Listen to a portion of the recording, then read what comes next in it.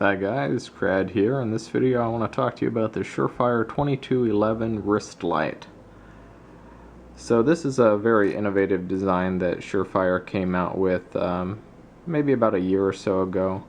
I've actually wanted one since before they were even released, but I just couldn't justify the MSRP price of this for my own uses anyway. But we'll get into that. So this is a light with an aluminum housing. The body is made out of a big chunk of aluminum. Probably goes a long way into factoring in the price, just what it must cost to turn a big chunk of aluminum into this in a factory in the US. It has a Cree XPE LED. So it's a little bit of an older style LED, but it works for this type of light. You don't want one of the XMLs or something like that that's going to need to be driven hard, so you're going to need a larger battery and you're going to generate a lot of heat. It has a built-in lithium-ion battery. I don't know the exact capacity of it. They haven't really talked about like milliamp hour capacity for this battery. What they do is tell you the runtime at different outputs. So this has a high, medium, and low. High is about 180 lumens, and you get about an hour of runtime by SureFire standard. So it seems to be a direct drive rather than regulated. That way you can if you're using it in a tactical situation, it's not just going to turn off on you. You're going to see a steadily decreasing output, but it's still going to be usable. So they count it as 250% basically. So you got an hour until the 180 lumens drops to 50%. And then you have a medium of 60 lumens, and you'll get about a 4-hour runtime out of that, and a low of 15 lumens for 13 hours. And SureFire is usually very accurate with not only their run times, but also with their lumen outputs. It's usually a pretty accurate out the front number. A lot of companies will inflate it by using theoretical emitter lumens rather than what the light is actually putting out. This weighs in at about 3.7 ounces. It's waterproof to IPX7 standards, which I'm guessing is a slightly lower standard than the one that you normally hear bandied about, which is the IPX8. It's interesting to note this charges with a micro USB charger, the same type of charger that many Android cell phones use, and a lot of other types of electronic devices that you have around your house, other than those darn proprietary Apple devices. The internal battery is warranted for 2 years. After that, I would assume that as long as they're still making these or something like them, you should be able to still have the battery replaced. It'll just cost you a fee. The emitter is actually angled at a 35-degree angle, so you can see when you're wearing it flat on your wrist, the light's actually going to sort of come away from your hand a bit there. It's angled like that, I guess for tactical purposes. In theory, if you're holding a firearm like this, of course my hand is not really in the picture and my tripod doesn't really go any wider, so you can get an idea of what I'm doing here. If you hold your hand like this, your wrist is going to be angled like this, and hopefully that 35-degree angle is putting the beam of light about where your gun is pointed. SureFire does recommend turning this on before you draw your weapon and not turning it off again until after you holster your weapon. Some people might point out that's a little bit counterproductive to what most people learn to do with their flashlights in a tactical situation, where you don't leave it continuously on. You use it momentarily just to sort of survey the scene, or perhaps blind an opponent, but you don't leave it on constantly, because that's giving away your position. So how you're going to use this in a tactical environment is really up to you. I'm not going to say that you should or shouldn't do it one way or another, because that's not really my area of expertise. I'll talk a little bit about the interface here. So you have these two sort of hard rubber buttons on the side. You press them both at the same time. Comes on in low, you hold it, you got medium and then high. And no matter how long you hold it after that, it's just going to stay on high. One press of either button is going to turn it off. If you press just a single button once, it'll come on in high. Press it again and it'll go off. If you press it twice, just one button, 1, 2, you'll go straight from high to low. You have to do that in rapid succession though. See, those are really all of the modes. A lot of the information that's coming out about this light before it was actually released,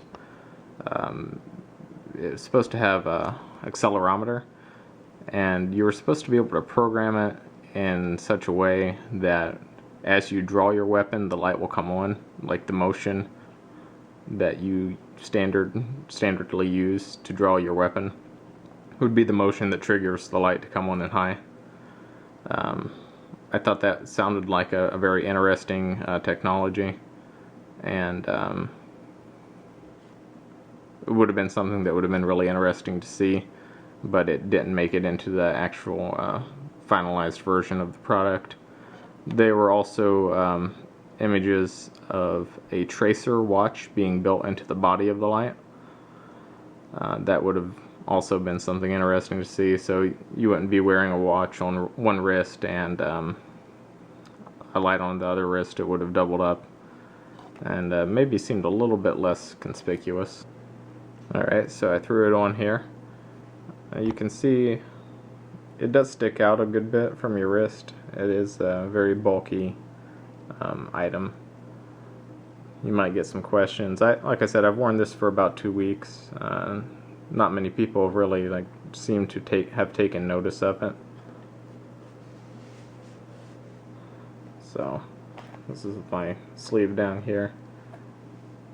Sticks out enough in normal use if you're wearing something long sleeve. Like here in Connecticut, it's 19 degrees out when I went to work this morning. I'm not sure how much it's warmed up, but you're going to be wearing long sleeves in that kind of weather. It does seem to stick out enough to still be functional, and it doesn't really cause bunching problems with anything that I've worn so far. The reason I ended up getting one of these was because a friend of mine actually bought 3 of these for his own uses, sort of in breaching situations, but he found that the angle of the light wasn't really hitting where he wanted it to hit when he's carrying out these forced entry scenarios.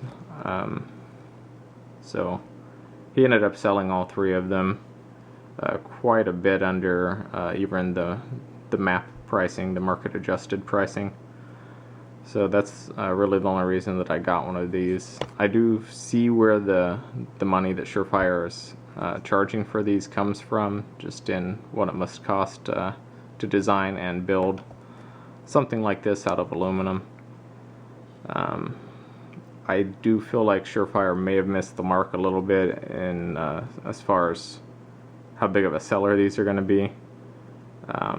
I don't know if a lot of people will want to justify what something like this would cost, because there are so many other ways to get light onto a target. But this is a very convenient item to have if you can get it at a good price. So hope that helps. Thanks for watching. So here I'm going to try to give you a very unscientific showcase of the output of the SureFire 2211, and I'll compare it with a Lens Light Mini, just as a light that I own that a lot of other people probably own as well. Might be a good point of reference. So here's the Lens Light Mini. This is on high, fully unfocused, fully focused.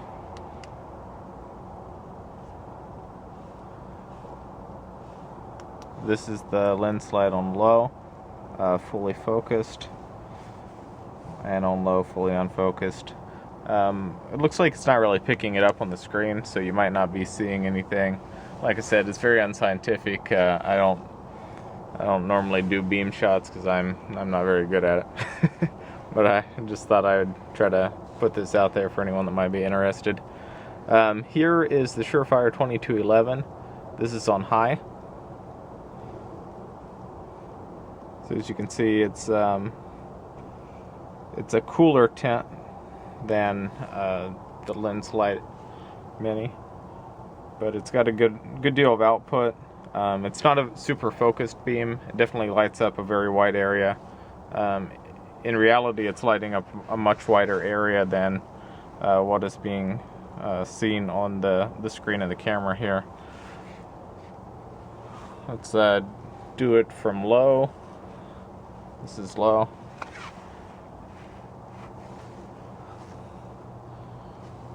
So this is medium.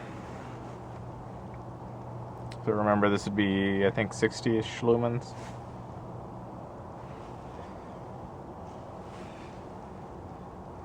And once again, this is high, and this is the lens light on high. Just for sort of side-by-side comparison here.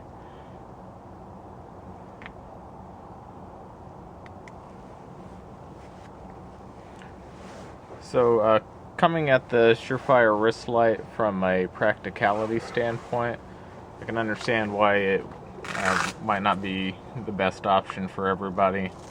For me personally, I feel like it's gonna be a pretty good option to have when I'm on board a submarine. Just to have easy access to a light at all times will be very useful to me. And for navigating the ship, the ability to start in low mode and not cause an overwhelming amount of light that's going to blind me or wake up other people if I'm in berthing or something along those lines. It's pretty useful, and I don't have to worry about losing the light if I'm crawling around in a inhospitable place on the boat, a bilge, or behind some equipment or something along those lines. So I think it's a practical tool if you happen to have the use for it. If a light on your keychain is all that you're going to need, then that's what you need, and you're probably not really going to be interested in a light like this anyway. But for me, I think it's a pretty good light to have, and I think that especially once I get back on the boat, I'm going to get a lot of use out of this. So thanks for watching.